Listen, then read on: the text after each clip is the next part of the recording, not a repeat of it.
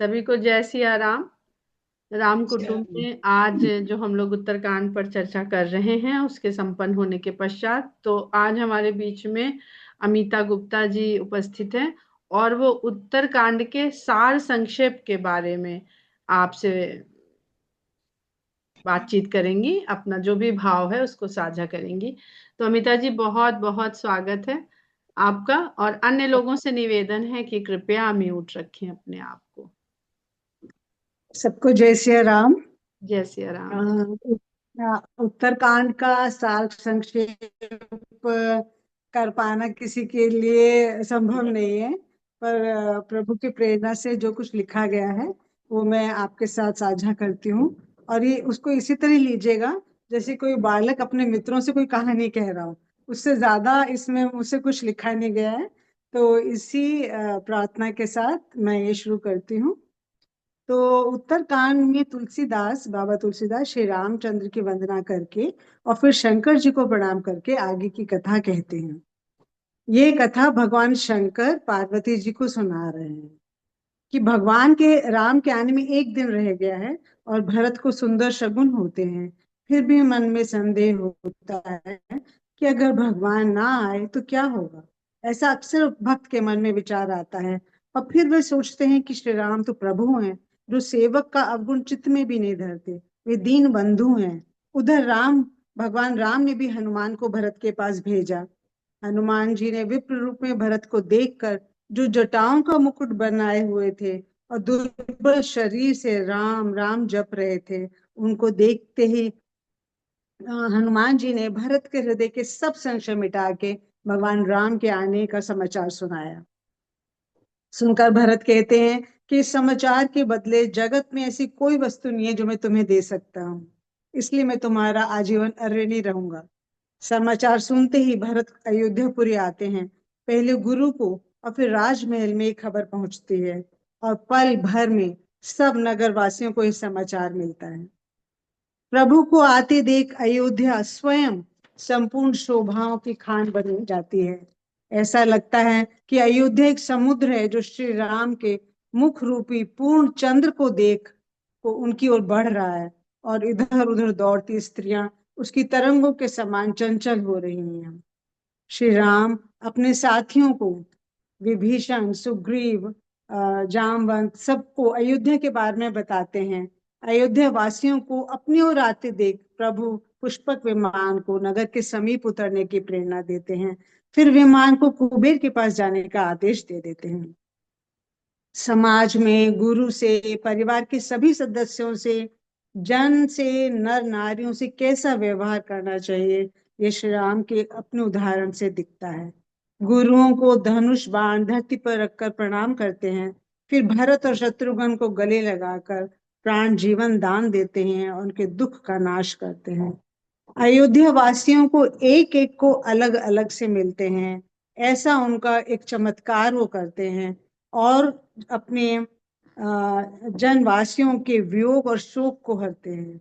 फिर सब माताओं से मिलते हैं।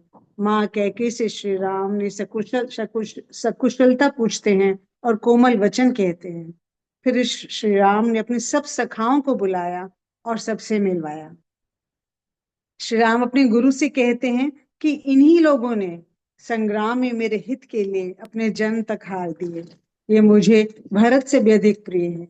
भगवान जो दीन बंधु हैं वे किसी को नहीं भूलते। भगवान के आने से अयोध्या नगरी शोभा और संपत्ति की खान लग रही है, जिसका वर्णन शेष जी और सरस्वती भी नहीं कर पाती। फिर श्री राम के राज्य अभिषेक की तैयारी हो। इन सब उत्सवों में समय कैसे बीत गया ये किसी को ध्यान न रहा। 6 महीने बीतने के पश्चात प्रभु राम ने अपने सब सखाओं को उचित सम्मान देकर अपने अपने घर भेजा। सब प्रभु के प्रेम वश अयोध्या से जाना नहीं चाहते थे, पर प्रभु के प्रेम और आदेश से अपने अपने घर जाते हैं। भगवान राम कहते हैं, मेरी भक्ति करते रहो और अपने कर्म करते रहो। केवल हनुमान भगवान की सेवा में रह जाते हैं। श्री राम के राज्याभिषेक के समय चारों वेद ब्राह्मणों का वेश धर के महर्षि नारद मुनि, सनकादि और भगवान शंकर स्वयं उनकी स्तुति करने आते हैं। और सभी प्रभु की भक्ति का वरदान प्राप्त करके अपने अपने धाम जाते हैं। यहाँ पर भगवान शंकर अपनी कथा समाप्त करते हैं। तब पार्वती माता कहती हैं कि यह रामचरितमानस का आपने जो गान किया है उसे सुनकर मैंने अपार सुख पाया है, पर आपने कहा कि ये सुंदर कथा काकभूषणी जी ने गरुड़ जी से कही, तो मुझे यह संदेह हो रहा है कि काकभूषणी वैराग्य ज्ञान विज्ञान में दृढ़ हैं, उनमें श्री राम जी की भक्ति है, तो ऐसे दुर्लभ हरि भक्त को कौआ शरीर कैसे प्राप्त हो? इसके उत्तर में भगवान शिव पार्वती से बहुत प्रेम पूर्वक काकभूषुंडी के जीवन का विस्तार बताते हैं। वह इसको गरुड़ जी की कहानी के थ्रू कहते हैं। वे कहते हैं कि राम अपनी माया से अपने भक्तों के मन में संदेह पैदा कर देते हैं। ऐसा ही भ्रम गरुड़ जी के मन में आया। उन्होंने सोचा कि यदि श्री राम श्री हरि का ही रूप है तो इन्होंने स्वयं को मेघनाथ के सर्प जैसे बाणों से कैसे बंधवा लिया, और उन सर्पों से निकलने के लिए गरुड़ को बुलाया गया था। गरुड़ जी इस भ्रम से दुखी होकर देवर्षि नारद के पास गए। देवर्षि ने उन्हें इस महान अज्ञान से बचने के लिए ब्रह्मा जी के पास भेजा। ब्रह्मा जी समझ गए कि श्री राम की ही माया है जो गरुड़ जी को नचा रही है, और यह केवल भगवान शंकर ही दूर कर सकते हैं। उन्होंने गरुड़ को भगवान शंकर के पास भेजा। भगवान शंकर इस समय मार्ग यात्रा कर रहे थे, तो उन्होंने कहा कि केवल सत्संग में सुंदर हरि कथा सुनने से, जिसके आदि मध्य और अंत में श्री राम हो, वहां मैं तुम्हें भेजता हूँ, और उसे सुनकर तुम्हारा संदेह दूर होगा और श्री राम जी के चरणों में अत्यंत प्रेम होगा। क्योंकि सत्संग के बिना हरि की कथा सुनने को नहीं मिलती, और उसके बिना मोह नहीं भागता, और मोह गए बिना श्री रामचंद्र के चरणों में अचल प्रेम नहीं होता। गरुड़ जी सुमेर पर्वत पर काकभूषणी के आश्रम में जाते हैं। वहां के सुंदर तालाब में अन्य पक्षियों के साथ पूरी राम कथा सुनते हैं, जिनमें उनका जन्म, उनका विवाह, वन गमन, ऋषियों से मिलना और रावण के नाश होने तक की कहानी सुनते हैं। उस कहानी को सुनकर उनके संदेह दूर हो जाते हैं और श्री राम के चरणों पर प्रेम हो जाता है। काकभूषणी कहते हैं, जग में कौन है जिसे माया ने विचलित ना किया हो? यह माया भगवान की भक्ति के बिना नहीं छूटती। वे कहते हैं कि यही श्री राम वही सच्चिदानंद घन है जो अजन्मे हैं, विज्ञान स्वरूप हैं, रूप और बल के धाम, सर्वव्यापक, अखंड, अनंत, संपूर्ण, अमोघ शक्ति और 6 ऐश्वर्य से एक परमात्मा है। वे सबके हृदय में बसने वाले ब्रह्म हैं। भगवान प्रभु श्री रामचंद्र अपने भक्त में अभिमान नहीं रहने देते, क्योंकि अभिमान जन्म मरण रूप संसार का मूल है और अनेक प्रकार के क्लेशों और शोकों को देने वाला है। इसलिए वे इसे दूर कर देते हैं, क्योंकि सेवक पर उनकी अधिक ममता है। फिर गरुड़ जी काकभूषुंडी से वही प्रश्न करते हैं जो पार्वती माता ने शिव जी से किया था, कि इतनी ज्ञानी, वैरागी और राम भक्त को कौए का शरीर क्यों मिला? फिर काकभूषुंडी जी अपनी कथा गरुड़ जी को सुनाते हैं कि जब श्री राम प्रकट हुए तो काकभूषुंडी कौए के रूप में श्री राम के बाल रूप को देखने अयोध्या आए। वहां खिलकते हुए, गिरते हुए श्री राम को देखकर उन्हें संदेह हो गया कि यह कोई साधारण बालक तो नहीं। इतनी सी शंका आते ही श्री रघुनाथ जी के द्वारा प्रेरित माया काकभूषुंडी जी पर छा गई। जब श्री राम ने काकभूषुंडी को भ्रमित देखा तो वे हंसे। तब काकभूषुंडी वहां से भाग चले और श्री राम ने उन्हें पकड़ने के लिए भुजा फहराई। जैसे जैसे वे आकाश में दूर उड़ते, वैसे वैसे वहां श्री हरि की भुजा को अपने पास पाते। यह देख काकभूषुंडी भयभीत हो गए और उन्होंने आंखें मूंद ली। आंखें खोलते ही उन्होंने स्वयं को अवधपुरी में पाया। उन्हें देख श्री राम मुस्कुराने लगे और तुरंत काकभूषुंडी उनके मुख में चले गए। अंदर उन्होंने अनेकों ब्रह्मांड, करोड़ों ब्रह्मा, शिव जी, यम, लोकपाल, जड़, चेतन, स्वामी सृष्टियां देखी। हर ब्रह्मांड में वे राम अवतार को देखते और उनकी बाल लीलाओं को देखते। अनगिनत ब्रह्मांडों में सिर्फ रामचंद्र जी को वे दूसरे रूप में नहीं देखते थे। ये सब उन्होंने 2 घड़ी में ही देख लिया था। मन में विशेष मोह होने के कारण काकभूषुंडी थक गए। उन्हें व्याकुल देखकर श्री राम हंस दिए और उनके हंसते ही काकभूषुंडी उनके मुंह से बाहर आ गए। और उसके बाद श्री राम वैसा ही लड़कपन उनके साथ करने लगे। उनके इस बाल चरित्र को देख और उनके पेट के अंदर जो उन्होंने उनका रूप देखा था, उसकी विशालता का और प्रभुता का स्मरण करके वे शरीर की सुध बुध भूल गए और रक्षा कीजिए पुकारते हुए पृथ्वी पर गिर गए। तदनंतर प्रभु ने काक को प्रेम विह्वल देखकर अपनी माया का प्रभाव रोक लिया और अपने कर कमलों को काक के सिर पर रखकर संपूर्ण दुखों को हर लिया। प्रभु की भक्त वत्सलता को देखकर काकभूषुंडी के मन में प्रेम और आनंद भर आया। श्री राम ने कहा, तुम मुझे प्रसन्न जानकर वर मांगो। श्री राम ने ज्ञान, विवेक, वैराग्य और विज्ञान जैसे गुण काकभूषुंडी को दिए, परंतु काकभूषुंडी ने सोचा, प्रभु जब सुख देने की बात पर की है पर भक्ति देने की बात नहीं की। भक्ति रहित सब गुण और सुख वैसे ही हैं जैसे नमक के बिना भोजन। ऐसा विचार करके काकभूषुंडी जी ने अविरल, प्रगाढ़ एवं विशुद्ध अनन्य निष्काम भक्ति मांगी। भगवान ने एवं मस्तु कहे काकभूषुंडी से कहा, तुमने सुखों की खान मांग ली है। भगवान ने कहा, भक्ति, ज्ञान, विज्ञान, मेरी लीलाएं, इन सब के भेद को तू मेरी कृपा से ही जान जाएगा। तुझे साधना का कष्ट नहीं होगा। फिर भगवान उसे अपना निज सिद्धांत बताते हैं कि सारी सृष्टि उन्हीं के द्वारा रचित है। इन सब में सेवक उन्हें ज्यादा प्रिय हैं। भगवान कहते हैं, तू सभी आशा भरोस छोड़ मुझी को भज, तो तुझे काल भी कभी नहीं व्यापेगा। काकभूषुंडी कुछ और समय अवधपुर में रहते हैं, भगवान की बाल लीलाएं देखते हैं, फिर अपने आश्रम लौट आते हैं। उसके बाद उन्हें माया ने कभी नहीं सताया। काकभूषुंडी ने कहा कि इसी शरीर में उन्होंने श्री राम जी की भक्ति प्राप्त की है, इसी से उनकी इस शरीर पर ममता अधिक है। काकभूषुंडी कहते हैं, वही शरीर पवित्र और सुंदर है जिससे श्री रघुबीर की का भजन किया जाए। काकभूषुंडी बताते हैं कि उनका मरण उनकी इच्छा पर है, पर फिर भी वह शरीर नहीं छोड़ते, क्योंकि वेदों के अनुसार शरीर के बिना भजन नहीं होता। फिर गरुड़ जी काकभूषुंडी से कहते हैं कि संत, मुनि, वेद और पुराण कहते हैं कि ज्ञान के समान दुर्लभ कुछ भी नहीं है।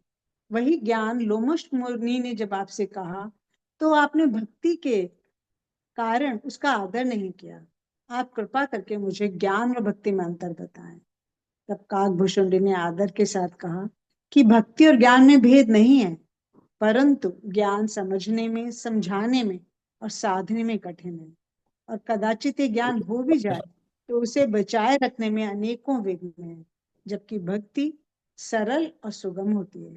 जिसके हृदय में भक्ति बसती है उसमें अविद्या का अंधकार मिट जाता है। यहाँ विद्या का अर्थ है कि अद्वैत भाव, कि उसमें जीव और ईश्वर में कोई भेद नहीं होता। उसके हृदय में काम, क्रोध और लोभ जैसे दुष्ट पास नहीं आते। काकभूषुंडी कहते हैं कि श्री राम भक्ति रूपी मणि जगत में प्रत्यक्ष है, पर श्री राम जी की कृपा के बिना उसे कोई नहीं पा सकता। वे कहते हैं, श्री राम की नाना प्रकार की कथाओं के ज्ञान और वैराग्य दो नेत्र हैं। जो प्राणी प्रेम के साथ खोजता है वह सुखों की खान इस भक्ति रूपी मणि को पा जाता है। गरुड़ जी के प्रश्नों के उत्तर में काक बताते हैं कि मनुष्य शरीर के समान कोई शरीर नहीं है। यह नर्क, स्वर्ग और मोक्ष की सीढ़ी है। काकभूषुंडी कहते हैं कि मैं सब प्रकार से नीच हूँ, तो भी आज मैं धन्य हूँ जो श्री राम जी ने मुझे अपना जानकर आपसे सत्संग, संत समागम कराया। काकभूषुंडी के मंगलमय वचन सुनकर और श्री राम के चरणों में उनका अतिशय प्रेम देखकर गरुड़ जी के सभी संदेह छूट गए और श्री राम के चरणों में नवीन प्रीति हो गई और माया से उत्पन्न सारी विपत्ति चली गई। फिर वह काकभूषुंडी के चरणों में प्रेम सहित से नवाकर और हृदय में श्री रघुबीर को धारण करके धीर बुद्धि गरुड़ जी वैकुंठ को चले गए। शंकर भगवान पार्वती माता से कहते हैं, ये कथा जब मैंने तुम्हारे मन में प्रेम की अधिकता देखी तब बताई। ये कथा कलयुग के पापों का नाश करने वाली है और मन के मैल को दूर करने वाली है। याज्ञवल्क्य जी कहते हैं कि ये कथा सुनकर पार्वती जी के हृदय को बहुत प्रिय लगी और श्री राम के चरणों में नवीन प्रेम उत्पन्न हुआ। अंत में तुलसीदास कहते हैं कि इस कली काल में योग, यज्ञ, जप, तप, व्रत और पूजन आदि कोई दूसरा साधन नहीं है। बस श्री राम जी का स्मरण करना, उनके गुण गाना, उनके गुण समूहों को सुनकर बिना परिश्रम के परम धाम को जा सकते हैं। जय श्री राम।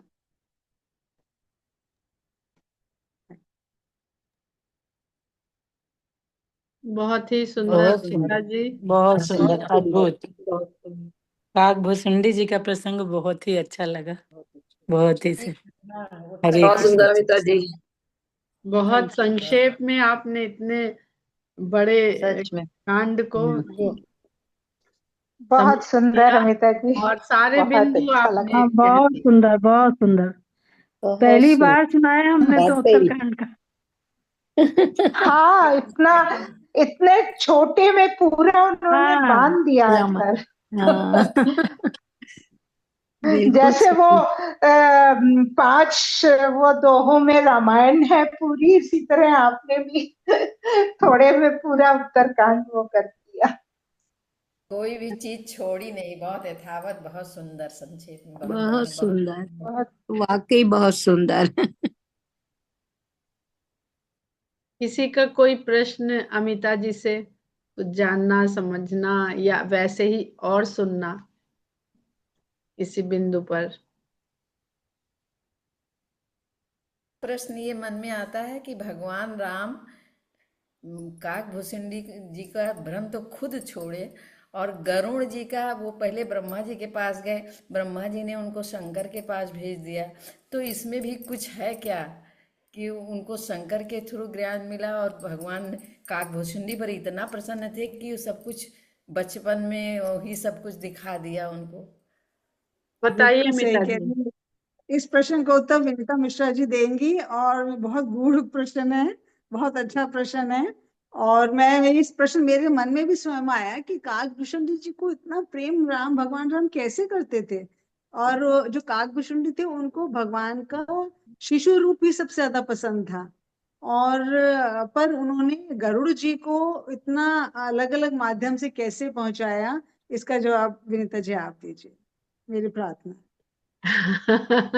देखिए, जब हम लोग पढ़ रहे थे तभी इस बात की हम लोगों ने चर्चा करी थी, पर फिर से हम लोग इस बात को डिस्कस करते हैं कि काकभूषुंडी ही क्यों? क्योंकि जब बालकांड से मानस शुरू हुई है, या जो भी ग्रंथ आप पढ़ते हैं, तो वहां पर जो भक्त की परम अवस्था होती है, चाहे वो ज्ञान के द्वारा परम अवस्था को प्राप्त करे, चाहे वो भक्ति के द्वारा त्याग, वैराग्य, प्रेम, उसको परमहंस अवस्था कहा जाता है। परमहंस अवस्था के लिए व्यक्ति का जो साधन है, माध्यम है, वो उसका शरीर है जो उसको प्राप्त हुआ है। उस शरीर के द्वारा ही वो साधना करता है, और शरीर में मिली हुई बुद्धि के द्वारा वो चेतता जाता है और निरंतर उत्तरोत्तर वृद्धि करता है, इवॉल्व करता है, मार्ग पे अपने आगे बढ़ता है। परंतु प्रभु की कृपा हो जाए तो काक, कौवा जैसा पक्षी, यहाँ पर वो किसी हंस के पास भी भेज सकते थे शंकर भगवान, पर भगवान की जो महात्म्य है भगवान का, वो स्थापित करने के लिए शंकर भगवान ने काक, कौवे के पास भेजा। अब कौवे का क्या अवस्था है जगत में? पक्षी को कई जगह जो निम्न योनियां बताई गई उसमें पक्षी को बताया गया, यानी शरीर से एक निम्न योनि।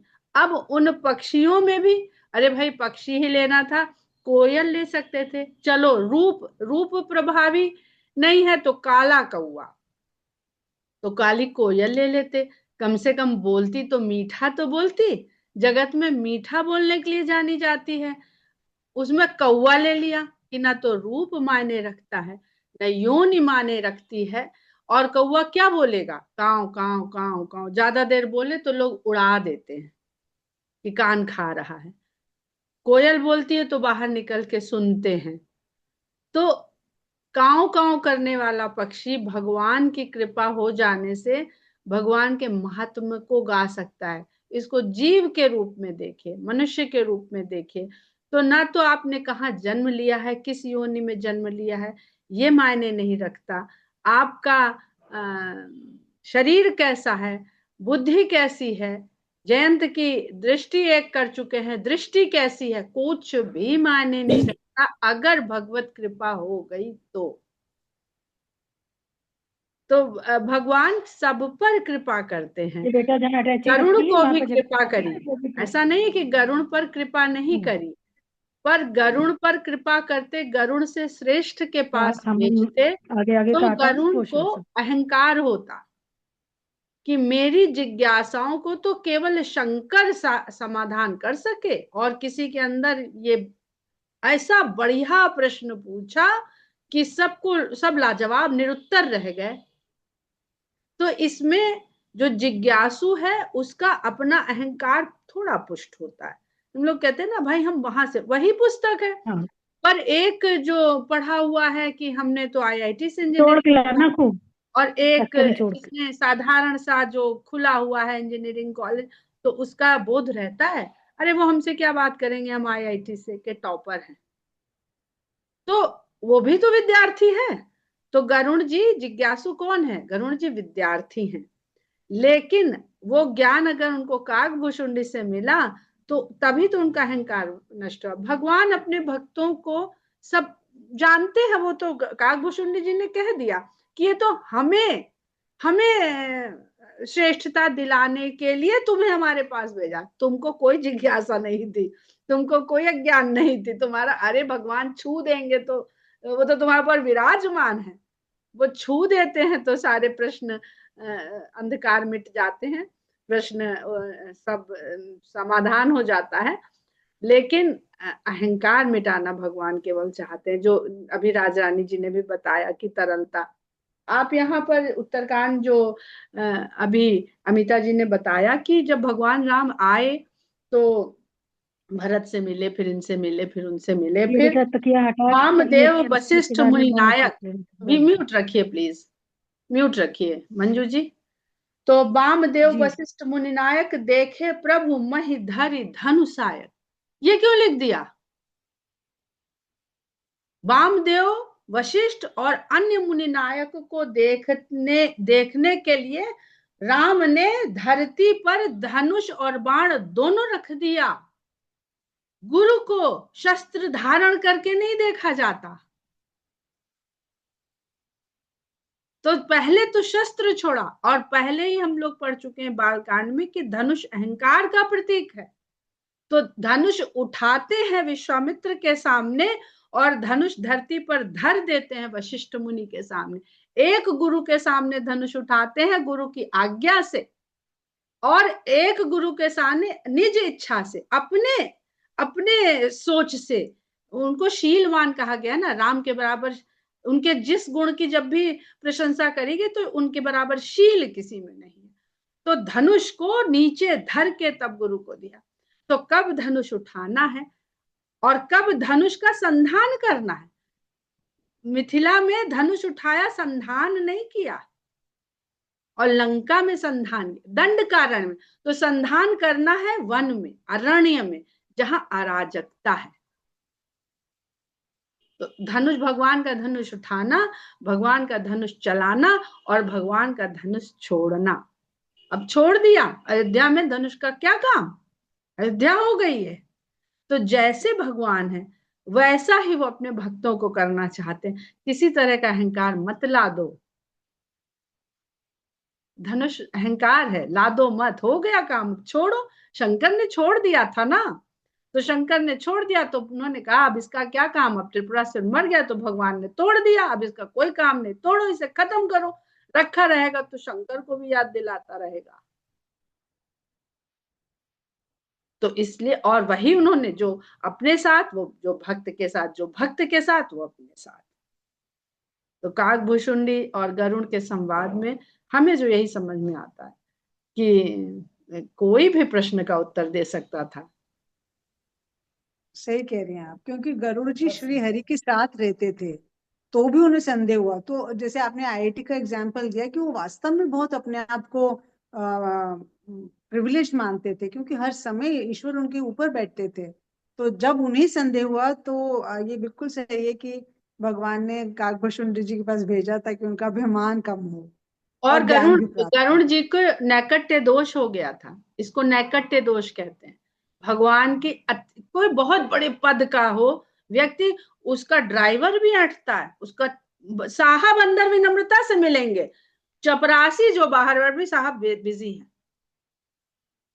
फिर आप बताते हैं अरे भाई उनसे बताओ तो जाके हम फलाने हैं, हमें बुलाया, हमें जानते हैं, तब वो जाएगा झांकेगा, दुनिया भर के नाटक करता है। तो नैकट्य दोष हो जाता है प्रभावशाली व्यक्ति के पास रहने से। और भगवान भगवान का जो सवारी हो उसको तो क्या ही कि हम नहीं उड़ेंगे, हम नहीं चलेंगे तो कहाँ जाएंगे। भक्त पुकारते ना, पुकारे भक्त, गाड़ी तो स्टार्ट ही नहीं होगी, देखे कैसे जाते हैं। तो उनको यही आ गया था कि अरे लेके तो हम जाते हैं और इनके नागपाश बन गए और हमें बुलाना पड़ा, तो ऐसा तो नहीं कि हम ज्यादा श्रेष्ठ। हमारे भूते भक्त को लगता है ना कि हमारे भूते भगवान चल रहे हैं। कैलाश को उठाया रावण ने, किस लिए उठाया? भक्त को लगता है भगवान को उसने उठा रखा है, उसकी भक्ति ने उठा रखा। हालांकि कहते हैं कि भक्त ना हो तो भगवान कौन पूछे। न मुस्लिम ही होते, न तुम होते हाकिम, न घर घर में होती इबादत तुम्हारी।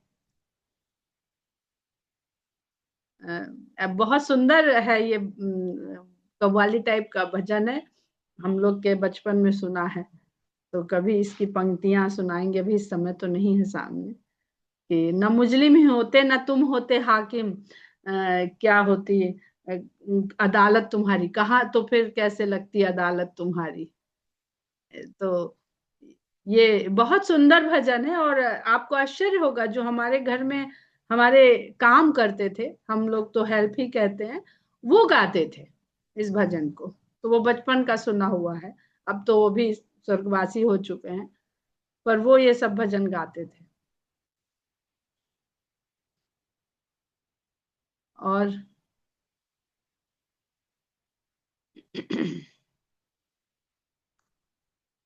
देखिए ढूंढते हैं, मिल जाए तो इसको सुना ही देते हैं आप लोगों को। ऐसे ही बोल के सुनाएंगे, वो तो बहुत अच्छा बजा बजा के गाते थे।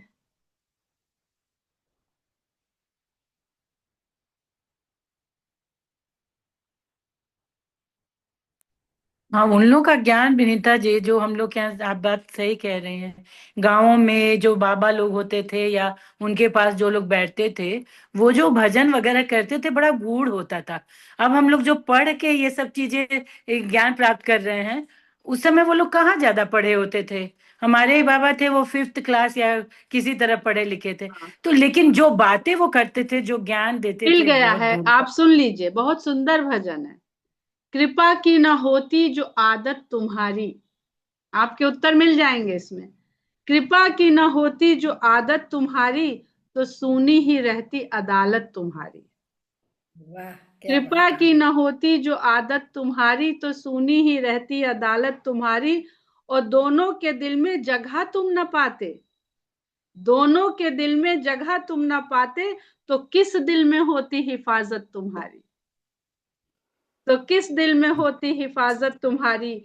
गरीबों की दुनिया है आबाद तुमसे, गरीबों जिसको दीन कहते हैं गोस्वामी जी, गरीबों की दुनिया है आबाद तुमसे, गरीबों से ही है बादशाहत तुम्हारी। न मुल्जिम ही होते, न तुम होते हाकिम, हाकिम यानी जज, न मुल्जिम ही होते, न तुम होते हाकिम, न घर घर में होती इबादत तुम्हारी। तुम्हारी ही उल्फत के दृग बिंदु हैं ये, तुम्हारी ही उल्फत के दृग बिंदु हैं ये, तुम्हें सौंपते हैं अमानत तुम्हारी। कृपा की न होती जो आदत तुम्हारी, तो सुनी ही रहती अदालत तुम्हारी। बहुत बढ़िया, बहुत बढ़िया, बहुत और वो बढ़िया। झाड़ू लगाते जाते थे और इसको गाते रहते थे। बहुत अच्छा, बहुत अच्छा। तो शायद इन्हें ही संस्कार कहते हैं, जो जिसको हम लोग संस्कार कहते हैं। ये अच्छी बिंदु जी बात निचोड़ा हुआ है विनीता जी। उस समय नहीं ध्यान रहते थे, अब वो सब बातें बचपन की बहुत याद आती हैं और हर चीज से कनेक्ट होते हैं। तो इसलिए संस्कार आप करिए। जो आप कर रहे हैं वो किसके कान में जाके कब वृक्ष बन जाएगा हम लोग नहीं जानते हैं। जी, बिल्कुल, बहुत सही। किसी को बिल्कुल मत सही, किसी को मत बिल्कुल सिखाइए, सही। आप करिए बस। बहुत सुंदर। चलिए, समय हो गया है। कल यहाँ पर एक रेस्टोरेंट है पैक एंड च्यू, वहाँ पर एक एग्जीबिशन है पेंटिंग और पोएट्री की। तो वैसे तो यहाँ पे चर्चा करनी उसूलन जायज नहीं है, परंतु कविताएं हैं तो उसमें कुछ एक दो पंक्तियां अध्यात्म से भी जुड़ती हुई हैं। तो जो लोग चाहें उसमें 11 से 5 बजे तक वो एग्जीबिशन है, वहां पर आ सकते हैं। और अगर अनुमति होगी तो हम डिटेल ग्रुप में डाल देंगे, अन्यथा तो ऐसे ही बोल दिया, ग्रुप में हम डालने के पक्ष में नहीं है सारी चीजों के, सिवाय रामायण से संबंधित। तो या जो लोग जाना चाहते हैं वो पूछ लेंगे तो हम उनको भेज देंगे, या हम अपने स्टेटस पे लगा देंगे। नहीं, विनीता जी, जो इस तरह की चीजों इसलिए डाल दिया करिए, कभी कभी लोग को पता नहीं रहता है, जाना आ, चाहते नहीं वहां जाते हैं। मतलब नहीं, ये नहीं कि कोई रामायण से गवर्नमेंट वाले रिलेटेड जो भी होता है, जिसका भी होता है, चाहे जिसका हो, उसका डाल देते हैं। हम स्टेटस पे लगा देंगे व्हाट्सएप के, तो आप वहां से ले लीजिएगा, क्योंकि हम दूसरों को भी जी। मना करते हैं। बहुत लोग कहते हैं ये डाल दीजिए ग्रुप में, तो हम मना करते हैं कि नहीं, ये सब हम उसमें रामायण से, राम से, गीता से, भजन से, इससे जो भी रिलेटेड होगा वो हम शेयर करेंगे, बाकी चीज हम नहीं शेयर करेंगे। हम लोग इसलिए रिकॉर्डिंग रोक सकते हैं शायद। हाँ आज जी जो जी। आपने बताया वो भजन डाल लीजिएगा। जय सिया राम, पहले रिकॉर्डिंग बंद कर दें। जय सिया राम सर।